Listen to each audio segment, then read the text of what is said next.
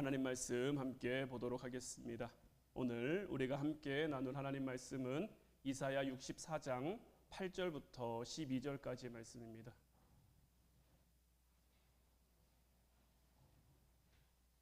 이사야 64장 8절부터 12절까지 말씀, 우리 다 같이 한 목소리로 말씀 함께 보도록 하겠습니다. 그러나 여호와여, 이제 주는 우리 아버지시니이다. 우리는 진흙이요 주는 토기장이시니 우리는 다 주의 손으로 지으신 것이니이다. 여호와여, 너무 분노하지 마시오며 죄악을 영원히 기억하지 마시옵소서. 구하오니 보시옵소서, 보시옵소서. 우리는 다 주의 백성이니이다. 주의 거룩한 성읍들이 광야가 되었으며 시온이 광야가 되었으며 예루살렘이 황폐하였나이다. 우리 조상들이 주를 찬송하던 우리의 거룩하고 아름다운 성전이 불에 탔으며 우리가 즐거워하던 곳이 다 황폐하였나이다. 여호와여, 일이 이러하거늘 주께서 아직도 가만히 계시려 하시나이까? 주께서 아직도 잠잠하시고 우리에게 심한 괴로움을 받게 하시려나이까? 아멘. 할렐루야. 오늘 이 시간에는 우리는 다 주의 백성이니이다 라는 제목 가지고 우리가 함께 말씀 나눌 때에 하나님의 크신 은혜가 사랑하는 우리 화원 성도들 모두에게 풍성히 임하기를 주님의 이름으로 축원해 드립니다. 우리가 지난주에 이사야 63장 말씀을 함께 나눴는데, 오늘 우리가 함께 본 이 이사야 64장은 이사야 63장, 지난주에 우리가 봤던 본문 말씀, 그 선지자의 기도가 계속해서 이어지고 있습니다. 하나님의 종 선지자가 자기 백성을 위해 드리는 회개의 기도가 오늘 말씀에 나오고 있는데, 오늘 말씀에 나온 이 선지자의 기도는 따지고 보면 약간의 모순처럼 보여질 수도 있습니다. 이사야서 전체가 가지고 있는 그 신앙 내용이 발전해가는 그 과정을 깨닫지 못하면 얼마든지 그런 오해를 할 수가 있는 거죠. 이미 여러 차례 여러분들에게 말씀드린 대로 이사야 1장부터 39장까지는 이스라엘의 실패입니다. 하나님의 말씀 앞에 하나님이 주신 그 약속을 제대로 지키지 못한, 신앙을 제대로 지키지 못한 그 책임 가운데 그들은 북이스라엘은 아수르에, 남유다는 바벨론에 의해 멸망을 당하고 유다의 백성들이 바벨론의 포로로 잡혀갑니다. 그 역사적 사실을 배경으로 하고 있는 것이 이사야 1장부터 39장까지죠. 그리고 이사야 40장부터 55장까지는 그들이 이제 잡혀간 곳, 포로로 잡혀갔기에 희망도 없고 소망도 없는 그곳에서 하나님이 그들에게 구원을 약속하시고 회복을 약속하시고 다시 돌아오게 될 것을 약속하시고 그것이 실제로 이루어진다는 내용을 담고 있는 것이 이사야 40장부터 55장까지. 이렇게 그들의 잘못으로 인해, 그들의 어떤 부족함과 연약함으로 인해 벌어진 그 책임을 은혜가 극복한다라는 내용을 이사야 40장부터 55장까지가 담고 있는 거고요. 그런 다음 이사야 56장부터 이 은혜가 이제 우리를 어떻게 만들어 갈 것인지를 우리에게 설명하고 있는데, 이사야서는요, 이처럼 이렇게 일관된 어떤 신앙의 발전, 내용의 진전이라는, 그들이 잘못했지만, 그들이 실패했지만, 그들이 넘어졌지만 하나님께서 그들에게 은혜를 주셨고 은혜로 그들을 회복하고 구원하고 다시 돌아오게 하셔서 그 은혜로 그들을 어떤 삶으로 이끌어 가실 것인가에 대한 것, 우리가 이것을 제대로 이해하지 못하고 깨닫지 못하면 이사야 56장 이후에 나오는 내용들이 다시 이사야 초반부로 돌아간 것 같은 그러한 생각이 들 수도 있는 거죠. 왜냐하면 그들은 은혜를 입었습니다. 은혜를 입어서 돌아왔습니다. 돌아온 그들의 삶의 현실은, 그들이 돌아온 삶의 그 모습들은 그들이 기대했던, 그들이 소망했던, 그들이 꿈꿨던 모습과는 사뭇 달랐거든요. 돌아오면 하나님 은혜로 막 풍성해질 줄 알았는데, 화려해질 줄 알았는데, 아름다워질 줄 알았는데, 그들이 돌아와서 마주한 예루살렘의 모습은 그런 모습이 결코 아니었단 말이에요. 그런 삶의 현실 속에서 하나님이 그들에게 은혜 주셨지만 은혜 가운데 그들이 서지 못하고 또다시 넘어지고 또다시 연약해지고 또다시 실수하는 모습들을 나온단 말이에요. 그러면 어떻습니까? 다시 책임을 감당하지 못한 그들의 모습 가운데 하나님이 이들을 치시지 않을까? 하나님이 이들을 징계하시지 않을까? 이사야 1장부터 39장까지 나왔던 그 내용이 또다시 반복되는 것은 아닌가 하는 그런 마음이 얼마든지 우리에게 들 수 있는 거죠. 오늘 말씀에 나온 이 선지자의 기도에도 그런 측면이 들어있는 것처럼 얼마든지 우리에게 여겨질 수 있는 거죠.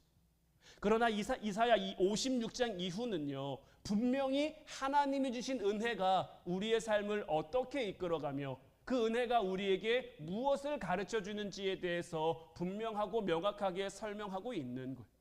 은혜가 임함으로 말미암아 그들이 극복하지 못했던, 그들이 넘어서지 못했던 그 책임과 실패를 어떻게 그들이 극복하고 어떻게 그들이 구원 백성으로 다시 일어설 수 있는지에 대한 부분을 우리에게 설명하고 있는 거죠. 그렇다고 해서 그 하나님이 주신 은혜가 그들의 책임을 면해 준다라는 것은 아닙니다. 잘못한 건 잘못한 겁니다. 실수한 건 실수한 겁니다. 그에 대한 책임은 져야 됩니다. 하지만 그 책임으로 우리가 하나님 구원 백성에서 하나님 자녀에서 밀려 나가는 게 아니라 하나님이 만드신 그 하나님 나라, 그 구원의 그 울타리 안에서 우리가 그 책임을, 그 실수를 감당하게 되는 거죠. 그렇기 때문에 우리가 여기서 꼭 한번 생각해 봐야 될 것이 있는데, 자, 은혜라는 건요, 하나님이 그들에게 왜 주셨습니까? 그들이 잘했으면요, 사실 은혜를 줄 필요가 없습니다. 그들이 가나안 땅에서 실패하지 않고요, 실수하지 않고 잘 살았으면요, 은혜는 필요하지 않아요. 축복은 필요하겠죠. 축복은 필요하겠지만 은혜는 필요하지 않단 말이에요. 이 부분에서 우리는 은혜라는 것과 축복이라는 것이 어떻게 다른지에 대해서도 좀 살펴볼 필요가 있는 거예요. 자, 우리가 자꾸 우리의 삶 가운데서요, 하나님이 주시는 은혜도 좋은 거고 축복도 좋은 거니까요, 은혜도 축복이고 축복도 은혜고 이렇게 자꾸 두루뭉실하게 생각하는 그런 경우가 있는데, 은혜와 축복은요 명확히 다릅니다. 하나님이 주신, 하나님이 처음 이스라엘 백성들이 가나안 땅에 들어갈 때 그들에게 축복을 주시겠다고 약속하셨어요. 축복은요, 그들이 그 땅에 들어가서 하나님의 말씀을 잘 지켰을 때, 하나님의 말씀대로 잘 행했을 때 주어지는 게 축복이죠. 은혜는 뭡니까? 그들이 잘 하지 못했어요. 그들이 넘어졌어요. 그들이 실수했어요. 그들이 실패했어요. 그럼에도 불구하고 하나님이 그들을 하나님의 백성으로 계속 여겨주는 것, 하나님 구원 백성으로 계속 삼아주는 것, 하나님 자녀로 그 땅을 계속해서 살아갈 수 있게 하는 것, 이것이 은혜인 거예요. 이것이 은혜인데, 오늘 이 선지자의 기도를 보면 그 땅이 황폐함으로, 그 땅이 다 무너져 있으므로 다시 은혜가 책임을 묻는 것 같은, 그들의 신앙이 실패함으로 그들의 신앙이 또 실수함으로 다시 책임이 그들에게 전가되는 것 같은 이런 상황이 계속 반복된다면 은혜가 무슨 소용이 있을까 하는 거죠. 이사야 56장 이후부터는 이런 내용들을 계속해서 담고 있는 거예요. 그러니까 이 변화를 알지 못하면요, 우리가 넘어졌을 때, 우리가 실수했을 때, 우리가 실패했을 때 그저 하나님 우리를 용서해 주십시오 하는 그런 정도의 수준에서 벗어날 수가 없는 거예요. 은혜가 우리를 자유롭게 하고 진리가 우리를 자유롭게 하는데, 그렇게 우리에게 주어진 자유가 무엇인지를 깨달을 수가 없는 거예요. 출애굽기 3장을 보면요, 하나님이 미디안 광야에 살고 있는 모세를 부르시는 장면이 나옵니다. 특별히 이 출애굽기 3장 9절부터 15절까지 말씀은 하나님과 모세가 나눈 대화인데, 이 대화의 내용이 상당히 좀 깊은 내용입니다. 오늘 말씀에서 만난 그 은혜가 우리에게 주어지는 그 자유가 무엇인지, 은혜가 우리를 어떻게 어디로 이끌어가는지에 대한 그 질문과 답이 이 하나님과 모세가 나눈 이 대화 안에 다 들어있는 거예요. 하나님이 모세를 불러서요, 애굽으로 가라, 이제 내가 그들의 고통을 들었다. 내가 이제 그들의 신음을 들었다. 내가 그들의 학대를 받다. 이러면서 이제 그들을 애굽에서 내가 건져낼 거다. 너를 통해 내가 애굽에서 그 백성을 구원해낼 거다라고 말씀하신단 말이에요. 그런데 어떻습니까? 11절 말씀 보면 모세가 하나님께 이르되 내가 누구이기에 바로에게 가며 이스라엘 자손을 애굽에서 인도하여 내리이까. 그러니까 모세는 하나님이 주신 이 말씀에 단번에 수긍하지 않습니다. 왜냐하면 그 이유는요, 하나님께 가졌던 그의 기대와 지금 그에게 보여지는 하나님의 모습이 사뭇 달랐기 때문인 거예요. 사실 모세는 원래 죽어야 할 히브리 사람이죠. 애굽의 바로가 2살 이하의 남자아이는 다 죽이라고 했을 때 그때 모세가 태어났단 말이에요. 모세는 그때 죽었어야 했는데 하나님 은혜로 기이한 인연을 만나게 되고 바로의 아들로서 애굽 공주의 딸로서 애굽 왕궁에서 자라게 된단 말이에요. 이후에 그는 자기가 히브리 사람이라는 걸 알고 자기 민족의 정체성을 알고 학대받는 자기 민족을 구원하고자 합니다. 그런데 어떻습니까? 하나님이 그의 편을 들어주시지 않아요. 결국 그는 도망칠 수밖에 없었고 미디안 광야에 숨어 40년이라는 시간을 보냈단 말이에요. 그리고 80세가 된 그 모세에게 하나님이 나타나셔서 이제 내가 너를 바로에게 보내어 너에게 내 백성 이스라엘 자손을 애굽에서 인도하여 내게 하리라. 40세에 품었던 그 뜻을 이제 80세가 된 모세에게 다시 꿈꾸게 하고 다시 소망을 갖고 가게 하신다라고 하는데, 자, 이 부르심 가운데 모세의 마음은 어땠을까요? 여러분들이 모세의 입장이라면 이 80세 모세의 부르심 앞에 여러분들은 어떻게 반응하셨을 것 같으십니까? 저라면 이랬을 수도 있을 것 같아요. 아니, 하나님, 내가 40년 전에 지금 하나님의 꿈과 똑같은 꿈을 꾸지 않았습니까? 내가 그때 하나님이 지금 하고자 하는 일을 내가 그때 하려고 했는데 그때는 왜 가만히 계시다가, 그때는 왜 나를 도와주시지 않다가 이제 다 늙어서 힘도 없고 소망도 없고 이제 뭐 할 수 있지 않을 것 같은 나에게 나타나셔서 이런 일을 맡기십니까? 하나님, 나는 못합니다. 하나님, 나는 할 수 없습니다. 더 정확하게 말하면 하나님, 나는 하고 싶지 않습니다 일 수도 있을 것 같아요.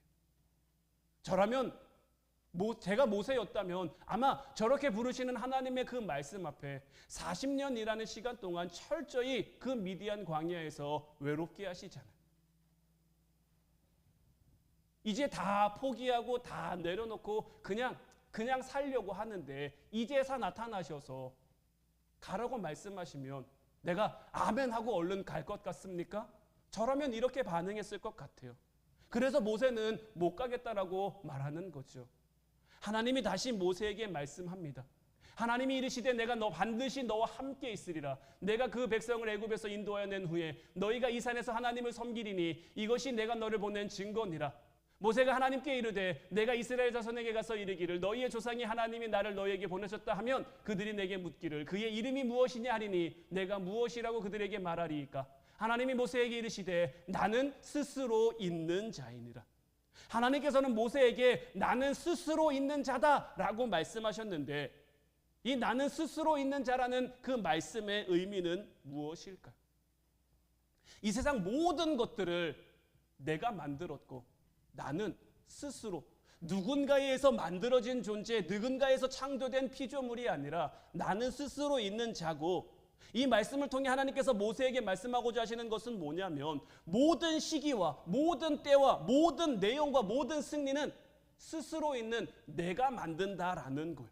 네가 생각하는 경험보다, 네가 이해하는 그 만족보다 훨씬 더 큰 것을 내가 준비하고 있으니 그 모든 것이 내 손에 있고 그때는 때가 아니었지만 지금은 너에게 주어진 때니 그러니 너는 가라고 하나님은 모세에게 말씀하시는 거예요. 그러나 어떻습니까? 모세는 이런 하나님의 말씀에도 단번에 수긍하지 않아요. 여전히 못 가겠다고 하는 거예요. 모세는 왜 못 가겠다고 하는 걸까요? 하나님을 알기는 알지만 지금 신비한 징조 가운데 하나님이 임재하셨잖아요. 나무에 불이 붙었는데 나무가 타지 않아요. 그 놀라움의 현상 속에 하나님이 나타나셨으니 하나님을 알긴 알겠는데 이 하나님이 도대체 정확히 뭐 하시는 분이고 어떻게 일하시는 분인지 내가 모르겠는 거예요. 내가 못 믿겠다라는 거예요. 하나님이 나를 통해 이스라엘 백성을 구원하시겠다고 하는데, 하나님 당신의 이름이 스스로 있는 자라고 하는데, 그 하나님이 어떻게 역사하시는지 내가 알지 못하니, 내가 믿지 못하니 나는 가지 못하겠다라는 거예요. 그래서 하나님께서는 지팡이를 던졌을 때 뱀이 되는 것, 그의 손을 오품에 넣었다가 뺐을 때 나병이 들였다가 다시 넣었다 뺐을 때 다시 회복되는 것, 그래도 모세가 또 나는 입이 뻣뻣하고 입이 둔해서 못 가겠습니다라고 했을 때 그의 영 아론을 붙여서 끝끝내 모세에게 애굽으로 가게 합니다마는, 이 애굽으로 가는 모세의 마음이 정말 믿음의 확신 가지고 자신감 넘쳐서 가는 발걸음은 아니었을 거예요. 정말 마지못해 등 떠밀려 할 수 없이 가는 그런 발걸음이었을 거란 말이에요. 그래도 하나님이 주신 말씀이 있으니 하나님의 말씀대로 바로 앞에 서긴 하지만, 이스라엘 백성들 앞에 서긴 하지만, 이 모세에게 믿음의 확신이 컸을까요? 두려움이 컸을까요? 두려움이 클 수밖에 없죠. 바로는 당장이라도 나를 죽일 수도 있는 사람이잖아요. 40년은 지났지만 자기는 애굽 사람을 죽인 애굽의 수배자란 말이에요. 애굽 사람을 죽인 사람은 반드시 사형이에요. 그 나라 그 시대 그 나라의 법이 그랬어요. 모세는 그런 상황 가운데 지금 바로에게 갔단 말이에요. 그 두려운 마음 가지고 하나님께서 애굽에 10가지 재앙을 내리시는데요, 하나님이 왜 애굽의 재앙을 10가지나 내리셔야 됐을까요? 하나님이 단번에 애굽 사람들을 항복시킬 수 없어서 첫 번째, 두 번째, 세 번째, 10번째까지 가야 했을까요? 단번에 이스라엘 백성들을 그들에게서 빼내올 그 능력이 없어서 10가지 재앙을 그들에게 보이셔야 했을까요? 아닙니다. 하나님은 그렇게 한 가지 한 가지씩 애굽에게 재앙을 내리시면서 이스라엘을 가르치시는 거예요. 특별히 그 앞에 서 있는, 그 지도자로 서 있는 그 모세를 향해 하나님의 일하시는 방법을 보여주시는 거예요. 하나님이 누구신지, 하나님이 어떻게 일하는지 하나씩 하나씩 그에게 알려주시는 거예요. 처음은 두려움을 가지고 나아갔지만 한 가지 한 가지 재앙이 지날수록 모세의 마음속에는 하나님이 누군지에 대한 깨달음과 하나님이 누구인지에 대한 확신과 그 믿음 가지고 담대히 나아갈 수 있게 된 거죠. 할 수 없이 바로 앞에 끌려갔던 그 모세가 이제는 믿음으로 바로 앞에 서게 된 거예요. 그리고 이 믿음의 정점은 어떤 순간 나타나느냐? 그들이 홍해 앞에 서 있을 때 나타난 거예요. 하나님께서 출애굽한 이스라엘 백성들을 다른 길들도 있는데, 편한 길도 있고 좋은 길도 있는데 굳이 하나님께서는 힘든 그 바닷길로 향하게 하신단 말이에요. 홍해 앞으로 그들을 이끌고 가신단 말이에요. 앞에는 홍해가 있습니다. 뒤에는 이제 뒤늦게 바로가 군대를 이끌고 이스라엘 백성들을 잡으러 쫓아옵니다. 앞에는 홍해가, 뒤에는 애굽의 군대가, 이러지도 못하고 저러지도 못하는 그 상황 속에서 아직 하나님을 제대로 알지 못하는 이스라엘 백성들은 뭐 합니까? 우리를 왜 애굽에서 건져냈느냐, 우리가 차라리 애굽에 있을 때가 좋았다, 이러면서 원망하고 불평하는 것. 사람들은요, 이 세상은요, 자기 힘으로 안 되면 불평합니다. 자기 힘으로 할 수 없으면 원망합니다. 할 수 있는 게 원망과 불평밖에 없다라고 생각해요. 사실 원망한다고 달라지는 게 있습니까? 불평한다고 달라지는 게 있습니까? 원망하고 불평해도 달라지는 건 없어요. 그러나 그들은 그럼에도 원망하고 불평합니다. 왜냐하면 그들은 아직 하나님을 알지 못하기 때문에 죄의 습성이 그들에게 남아있는 거예요. 그러나 모세는 어떻습니까? 출애굽기 14장 13절 14절 말씀 보면 모세가 백성에게 이르되 너희는 두려워하지 말고 가만히 서서 여호와께서 오늘 너희를 위하여 행하시는 구원을 보라. 너희가 오늘 본 애굽 사람을 영원히 다시 보지 아니하리라. 여호와께서 너희를 위하여 싸우시리니 너희는 가만히 있을지어라.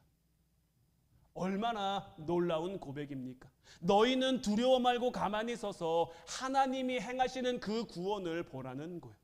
우리가 아는 모세는 이렇게 탄생한 겁니다. 처음부터 모세가 믿음의 사람, 믿음의 지도자였던 거 아니고요. 그도 실족하고 그도 실망해서 그도 낙심해서 미디안에 그냥 한 사람의 노인으로 살아갔을 뿐이었지만 하나님의 부르심 가운데 그가 믿음을 회복하고 하나님을 깨닫게 되자, 하나님을 알게 되자 민족의 지도자로 이스라엘 앞에, 하나님 앞에 설 수 있게 되는 거예요. 근데 여러분들 보세요. 모세가 이렇게 되기까지 얼마만큼의 세월이 걸렸습니까? 80년이라는 시간이 걸린 거죠. 애굽에 내려진 10가지의 재앙들은요, 애굽을 벌하시기 위함이 아니라, 바로를 벌하시기 위함이 아니라 이스라엘을 키우시고 그 가운데 특별히 모세를 키우시기 위한 하나님의 방법이었던 거예요. 그래서 그렇게 그는 홍해를 갈랐고요, 홍해를 건넜고요, 이스라엘 백성들을 데리고 이제 시내산에 이릅니다. 시내산에 이르러서 모세가 하나님의 말씀을 받으러 산 위에 올라갔는데 모세가 빨리 내려오지 않으니까 남겨져 있던 이스라엘 백성들 사이에 어떤 일이 벌어집니까? 출애굽기 32장 4절 말씀 보면 아론이 그들의 손에서 금고리를 받아 부어서 조각칼로 새겨 송아지 형상을 만드니 그들이 말하되 이스라엘아 이는 너희를 애굽 땅에서 인도하여 낸 너희의 신이로다 하는지라. 아론이 그들을 위해서 금송아지 우상을 만들었는데요, 참 이 우상이 기가 막힌 우상인 게 뭐냐면요, 하나님께서 그들에게 주신 말씀은 하나님 외에 다른 우상을 만들지 말라고 했죠. 근데 지금 이들은 약간 거꾸로예요. 지금 뭐 하고 있는 겁니까? 금송아지를 만들어 놓고요, 금송아지를 가리켜 하나님이다라고 하고 있는 거예요. 자기들의 문제를 해결해주는, 자기들의 불평을 해소해주는 그런 방법으로 하나님을 그들이 그냥 만들어버린 거예요. 그냥 다른 우상으로 금송아지를 만들어줄, 그들을 구원해줄 다른 어떤 우상으로 금송아지를 만든 게 아니고요, 금송아지를 만들어 놓고 이 금송아지를 가리켜 하나님이다라고 하고 있는 거예요. 하나님이 진노하시죠. 그래서 이어진 9절부터 10절까지 말씀을 보면 여호와께서 또 모세에게 이르시되 내가 이 백성을 보니 목이 뻣뻣한 백성이로다. 그런즉 내가 하는 대로 두라. 내가 그들에게 진노하여 그들을 진멸하고 너를 큰 나라가 되게 하리라. 자, 하나님이 진노하셨는데요, 하나님이 왜 진노하셨을까요? 우리는 이 부분을 좀 명확하게 봐야 됩니다. 하나님이 왜 진노하셨을까요? 그들이 단순히 우상을 만들어서 진노하셨을까요? 물론 그들이 우상을 만든 것도 하나님의 진노를 사기에 충분한 이유이긴 합니다만은 하나님께서는 그것 때문에 진노하신 게 아닙니다. 하나님이 이스라엘을 향해 진노하신 이유는 뭐냐면요, 하나님이 그들을 향해 세워놓으신 그 목적과 의도와는 다른 방향으로 갔기 때문인 거예요. 하나님이 이스라엘을 인도하여 냈고요, 이끌어가고 있단 말이에요.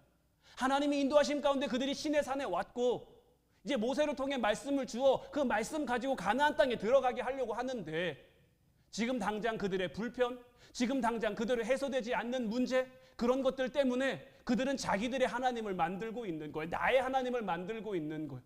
우리도 우리의 삶 가운데 이 부분을 좀 명확하게 볼 수 있어야 됩니다. 우리가 가지고 있는 문제, 우리가 가지고 있는 어려움, 물론 힘들죠. 때로는 아프죠. 때로는 괴롭죠. 하지만 이런 것들로 인해서 내 하나님을 만들면 안 됩니다. 하나님이 우리에게 원하시는 건 그게 아닙니다. 하나님이 때론 내게 고난의 길을 걷게 하시고, 하나님이 때론 내게 근심의 길을 걷게 하시고, 때로는 하나님께서 나에게 아픔의 길을 걷게 하시는 데는 다 이유가 있는 것. 애굽에 내려진 10가지 재앙을 통해 하나님이 이스라엘을 키우고 모세를 키우셨던 것처럼 우리에게 걷게 하신 그 길을 통해서 하나님이 우리를 만들어 가시는데 우리는 그 길을 통해 내 하나님을 만들어, 원래 하나님은 저기 안 보이는 것 같으니 내 하나님을 만들어 놓고 우리 하나님은 여기 있으니 내가 일로 가겠다, 우리 하나님은 여기 있으니 내가 이리로 가야겠다, 이런 모습을 하나님이 기뻐하시지 않으신다라는 것. 그들이 우상을 만들어서 그들이 우상을 섬겨서 벌받은 것이 아니라 하나님이 누군지 제대로 알지 못했기 때문에, 하나님이 어떤 분인지 그들이 깨닫지 못했기 때문에 그들은 벌을 받게 된 거예요. 하나님은 굉장히 진노하셔서 모세에게 말씀하시죠. 내가 그들을 진멸하고 모세만 남겨서 모세로 하여금 큰 나라가 되게 하겠다라는 거예요.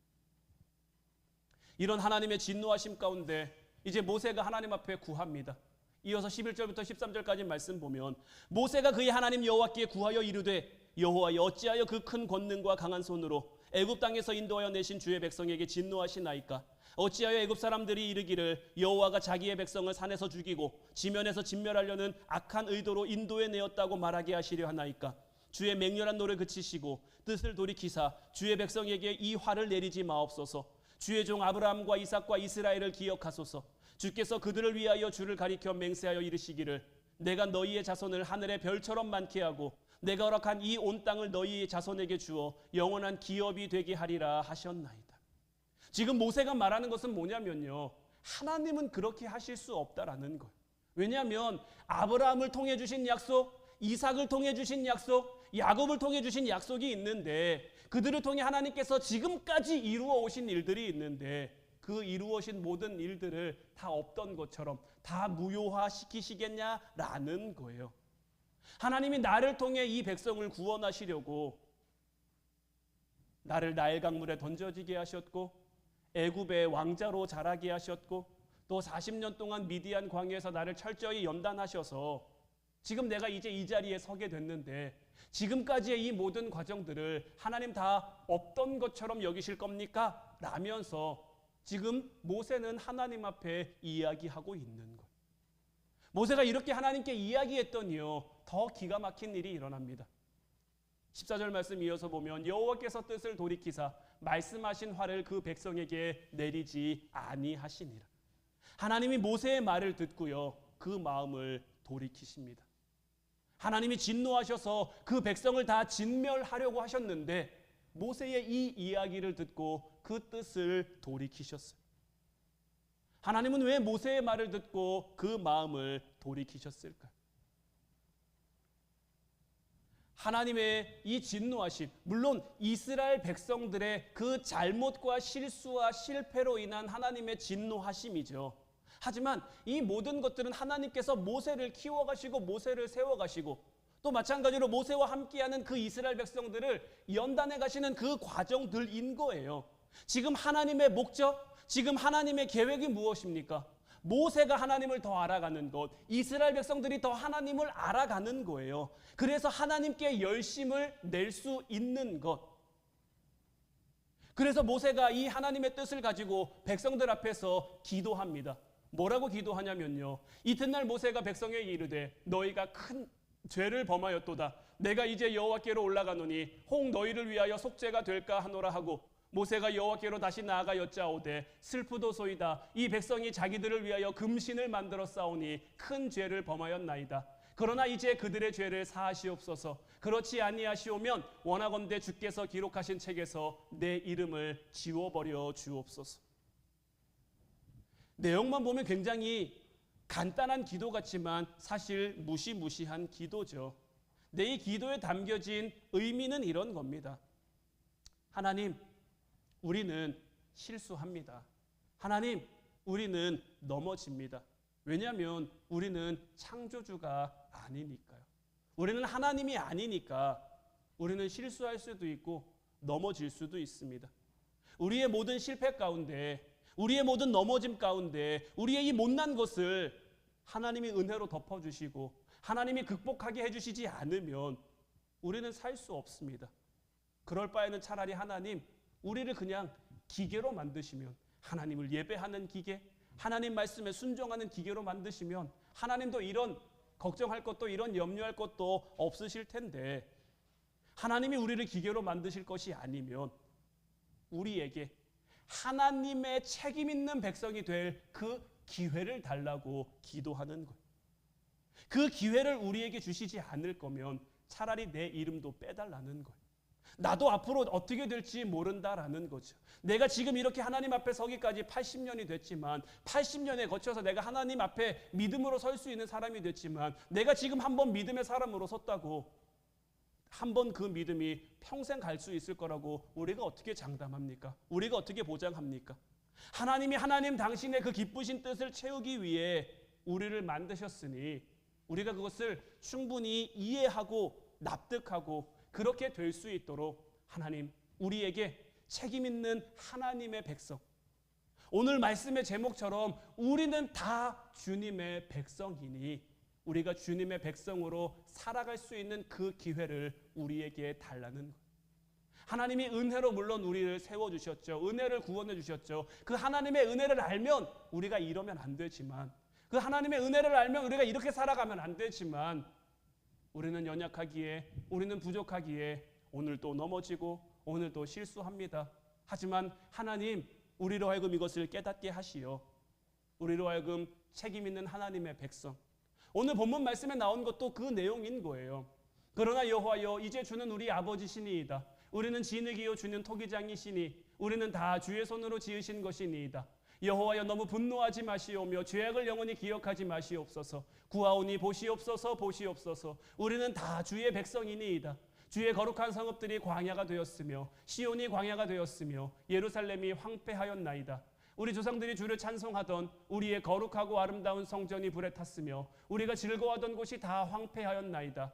여호와여, 이리 이러하거늘 주께서 아직도 가만히 계시려 하시나이까? 주께서 아직도 잠잠하시고 우리에게 심한 괴로움을 받게 하시려나이까? 우리는 다 주님의 백성인 거예요. 우리는 다 주님의 백성이니 하나님의 백성으로 살아갈 수 있는 그 기회를 우리에게 달라고 지금 이 선지자도 하나님 앞에 구하고 기도하고 있는 거예요. 우리가 우리의 삶 가운데서요, 가장 속상해하는 신앙의 현실이 무엇입니까? 우리가 하나님을 사랑합니다. 하나님의 백성답게 살고 싶습니다. 그래서 하나님 앞에 나와서 무릎 꿇고 기도하는데 우리의 기도를 하나님이 듣지 않으시는 것 같고, 우리의 기도에 하나님이 응답하지 않으시는 것 같고, 우리의 기도와는 전혀 동떨어진 현실이 우리에게 주어지는 것만 같을 때, 그때가 우리의 신앙이 우리의 삶을 속상하게 하는 것 아닙니까? 그런데요, 그런 상황 가운데, 그런 현실 가운데, 그런 어려움 가운데, 그런 문제 가운데 우리는 무엇을 하나님 앞에 구하고 있습니까? 우리가 구하는 것을 가만히 들여다보면요, 하나님, 내가 책임지지 않아도 나 좀 잘 살게 해주시면 안 됩니까? 내가 좀 울지 않아도 되는 그런 삶을 하나님, 내가 살게 해주시면 안 됩니까? 내가 좀 편안할 수 있는 삶, 내가 조금 더 행복할 수 있는 삶, 내가 조금 더 기뻐할 수 있는 삶, 하나님 기준에서 말고요, 내 기준에서, 내 마음에서 내가 좀 기뻐할 수 있고, 내가 좀 편안할 수 있고, 내가 좀 나은 삶을 살아갈 수 있는 그런 삶 내게 주십시오. 이러면서 우리는 하나님 앞에 구하고 하나님 앞에 기도하고 있는 것 아닙니까? 하나님이 우리에게 바라시는 것, 하나님이 우리를 이 땅에 보내신 그 이유와 목적은 어디 있을까요? 요한복음 14장 12절부터 14절까지 말씀 보면, 내가 진실로 진실로 너희에게 이르노니 나를 믿는 자는 내가 하는 일도 그도 할 것이요 또한 그보다 큰 일도 하리니 이는 내가 아버지께로 감이라. 너희가 내 이름으로 무엇을 구하든지 내가 행하리니 이는 아버지로 하여금 아들로 말미암아 영광을 받으시게 하려 함이라. 내 이름으로 무엇이든지 내게 구하면 내가 행하리라. 참 많은 그리스도인들이 좋아하는 말씀 가운데 하나죠. 내 이름으로 무엇이든지 내게 구하면 내가 행하리라. 그런데요, 내 이름으로 구한다는 게 무엇인지 우리는 깨달을 필요가 있는 거예요. 우리가 예수님의 이름으로 구한다라는 것은 어떤 의미일까요? 우리가 예수님의 이름으로 구한다는 건요, 하나님의 기쁘신 뜻을 근거로 하나님 앞에 구한다는 거예요. 단순히 하나님 앞에 애걸복걸하고 하나님 앞에 회개하는 그런 기도가 아니고요, 내 삶을 향하신 그 하나님의 기쁘신 뜻을 근거로 내가 하나님의 백성답게 살고 싶으니, 내가 하나님의 자녀답게 살고 싶으니 하나님 나를 이끌어 주옵소서, 하나님 나를 인도하여 주옵소서. 우리는 다 하나님의 자녀입니다. 여러분들 한 사람 한 사람은 다 하나님의 자녀입니다. 여러분들 믿으십니까? 여러분들이 하나님의 자녀라는 거 여러분들 믿으십니까? 그러면 이제 우리를 통해서, 우리의 삶을 통해서 하나님 자녀다운 모습이 나와야 하는 거예요. 하나님 자녀다운 모습은 어떤 모습일까요? 예수님이 그 길을 우리에게 보여주신 것처럼 하나님의 기쁘신 뜻이 우리의 뜻이 될 수 있도록, 내가 기쁜 것도 물론 기쁜 거죠. 내가 좋은 것도 물론 좋은 거죠. 하지만 나의 기쁨보다, 나의 좋음보다 하나님이 기뻐하시는 것이, 하나님 영광 받는 것이 더 우선될 수 있는, 늘 말씀드리는 것처럼 먼저 그의 나라와 그의 의를 구하는 그 삶. 때로는 하나님께서 그 먼저 그의 나라와 그의 의를 구하기 위해 우리에게 울게 하실 수도 있어요. 그럼 울어야죠. 그의 나라와 그의 의를 구하기 위해 때로는 고난의 골짜기를 지나가게 하실 수도 있죠. 우리가 느헤미야를 통해 지금 성벽 쌓는 걸 봤는데 우리로 하여금 분문을 지나게 하실 수도 있어요. 그럼 어떻게 해야 됩니까? 지나가야죠. 하나님은 이곳을 지나가게 하시는데 하나님 여기는 힘드니까 여기는 싫으니까 내 하나님 만들어 놓고 우리 하나님은 여기 있다면서 우리가 이리로 가면 하나님 난 슬픈 건 싫어요. 하나님 난 힘든 건 싫어요. 하나님 난 어려운 건 싫어요 하면서 그런 하나님이라면 차라리 내 하나님을 만들어 놓고 하나님이 계시지 않은 그 방향으로 난 살아가겠습니다라고 하면 우리가 하나님의 백성이라고 말할 수 있겠습니까? 하나님의 자녀라고 말할 수 있겠습니까? 물론 나아가는 우리의 삶 속에서 걸어가는 우리의 삶 속에서 여전히 실수할 수도 있고 실패할 수도 있어요. 주어진 환경의 무게가 주어진 삶의 무게가 우리에게 힘들어서 그 무게를 제대로 감당하지 못할 수도 있어요. 그럼 넘어져야죠. 감당하지 못하겠는데 내 힘이 부족한데 어떻게 일어섭니까? 넘어져야죠. 주저앉아야죠. 하지만 그 자리에서 그럼에도 주님을 바라보고 주님 내가 오늘 또 넘어졌네요. 주님 내가 오늘 또 주저앉았네요. 하지만 그래도 나 하나님 백성입니다. 나 하나님 자녀입니다. 하나님 백성답게 살아갈 수 있도록 하나님 자녀답게 살아갈 수 있도록 내 삶을 이끌어 주시고 내 삶을 인도해 주시고 우리를 위해 하나님은 지금도 일하고 계세요. 우리를 위해 일하시는 그 하나님이 우리의 삶을 다스리시고 주관하시고 만들어 가고 계신 거예요. 이 땅의 기독교의 역사는 끊어질 듯 끊어지지 않았습니다. 넘어질 듯 넘어지지 않았어요. 앞으로 시간이 지나면요, 앞으로 시대가 지나면요, 이 시대는 더 악해질 거예요.